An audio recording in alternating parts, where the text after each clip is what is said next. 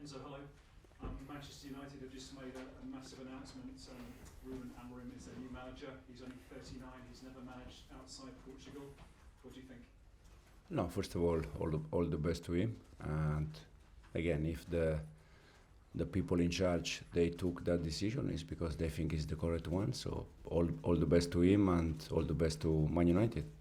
And your old friend Ruben is in interim charge for this weekend's game. Have you spoken to him, and do you think that Chelsea can capitalise on all the upheaval currently going on at United? I didn't speak with Ruud. I will give him a big hug on Sunday before the game, and yeah, we expected a tough game. So, what are your memories of playing with him? First of all, fantastic guy, humble, very professional.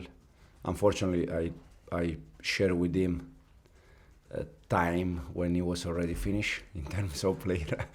But even with that, you can see how good he was. So, but first of all, the best thing is that we had a very good group of human beings in that time with Malaga.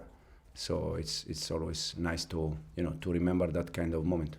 Chelsea haven't won at Old Trafford in the league in over a decade, since 2013. Is this a good time to be playing them, do you think? We didn't win then since 2014. Oh, yeah, hopefully it's a good time. I hope so. That show how difficult is that stadium, not only for us, for every club. And we're gonna try to do our best and try to win the game. Can you tell us about any team news? Obviously, Reece James is hoping to start a third Premier League game. Is he okay? And Wesley Fofana, you were saying, was playing in pain. Is he okay to start this one? They are all available, unless Jadon, that he has been ill in the last days. You made 11 changes in the Carabao Cup. Is it true to say that you were willing to sacrifice the Carabao Cup to win at Old Trafford? No, absolutely. We prepared the game to win in the last game against the Newcastle Carabao. Unfortunately, we lost, but we prepare every game to try to win. And the reason why we make changes, I said many times, is not because there is A team or B team. We are all one team. The only reason is because they all deserve to play. Some of them, they are playing in the Premier League game, some of them in the Conference or Carabao. But in one game, in two games, they can change. The ones that they are playing in Carabao and Conference, they can play Premier League game, and in the other side. So I said already 2-3 times that for me, we have 24, 25 outfield players, and there is only one team, only one squad. And what we try to do is to share minutes with all of them. And what would you say about Enzo Fernandez at the moment? You seem to show your frustration with him during that game. Obviously, he's not starting for you in the Premier League. You still believe in Enzo? I show frustration with Enzo? I think so, when he misplaced a pass. I show frustration with all of them.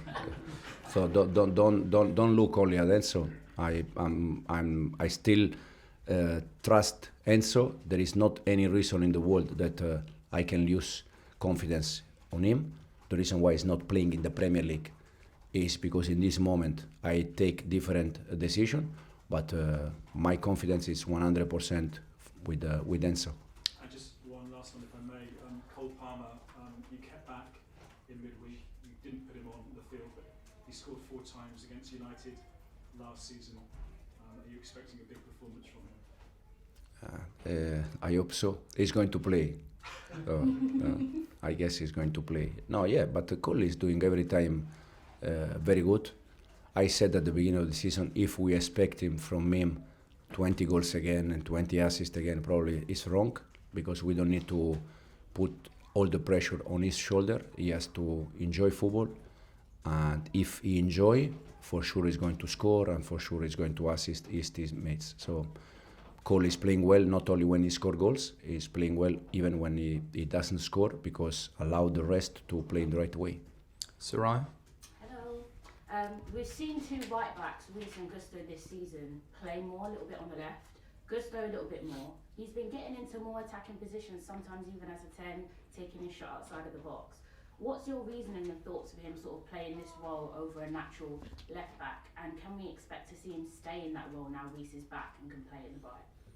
Yeah, the reason why it's all, first of all, because we think that with the Malo there, playing as a 10, we can create or cause problem to the opponent. and for sure he's doing fantastic. I said in the last press conference, Malo is helping us a lot in terms of process because he's playing as a holding midfielder, he's playing in the pocket, he's playing, I think, for some moment like central defender. So it's like a little bit like Renato, some of them that they are playing in different position. But for sure Malo is doing well and he's going to continue in that way.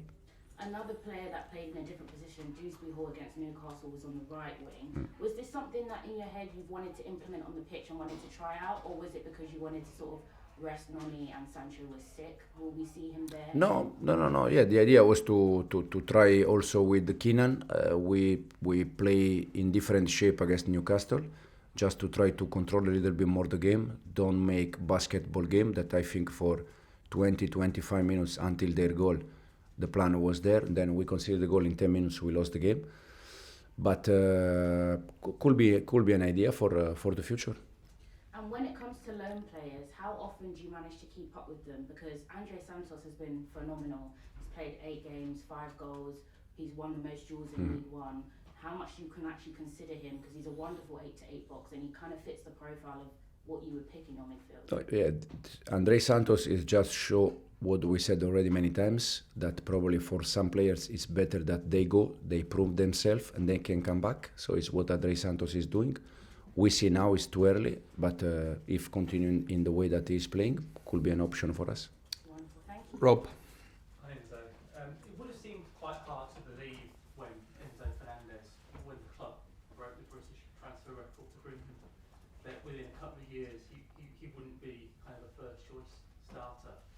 Is it fair to say that he's not indispensable now to your plans in the way that, say, Palmer or Jackson or Caicedo are?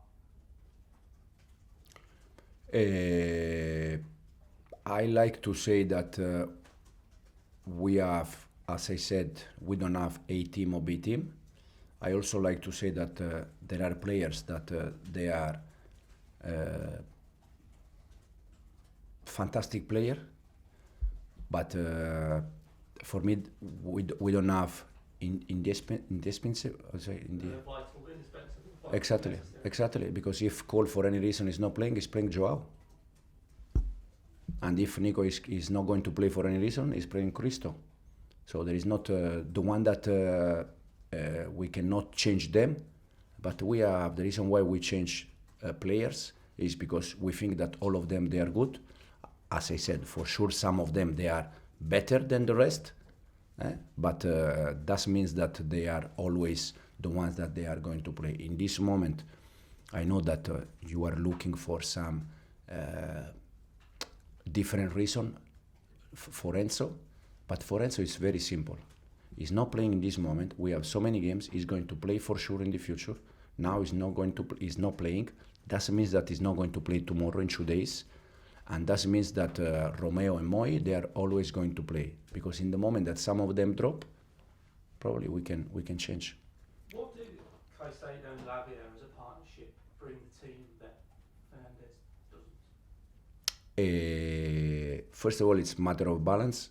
I think in this moment, Romeo and Moy, they give us also physicality, strength in the middle. And this is the reason why we found the option Malo in the pocket. Otherwise, when we play with Enzo, it has to be Enzo and one between Moy and Romeo. And when Enzo move, probably we struggle a little bit in the middle in terms of physicality. That is something that in this moment, Moy and Romeo, they give us. But that means that in one game, we cannot play with Joao and Cole in the pocket. Depends on the game. Probably soon we're going to see Joao and Cole playing together in the pocket with a striker. But it's always the game that require a little bit different plan. Liam. Hi Enzo.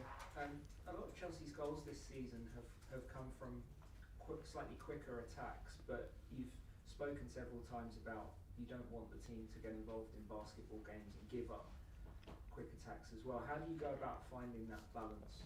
You mean the goal we score? A lot of the goals Chelsea are scoring. We score, yeah. But you've said you don't want to give up quick attacks to the other team as well. So how do you find that balance between playing slow but also trying to play fast at times? No, it's not. For me, it's not play slow or play fast. It's if you think Brighton game, we prepare the game, try to attack quick because the space was in behind, but we cannot plan the same game against Nottingham Forest when they sit back and they are in their side. So it's depend of the game. For sure, we are players in the wide area or in front that they can attack quick, for sure. But I said many times, the problem when you attack quick is then they're gonna attack quick and then become like Newcastle, up and down. That for physical team, physicality strong, it's much better for them than for us.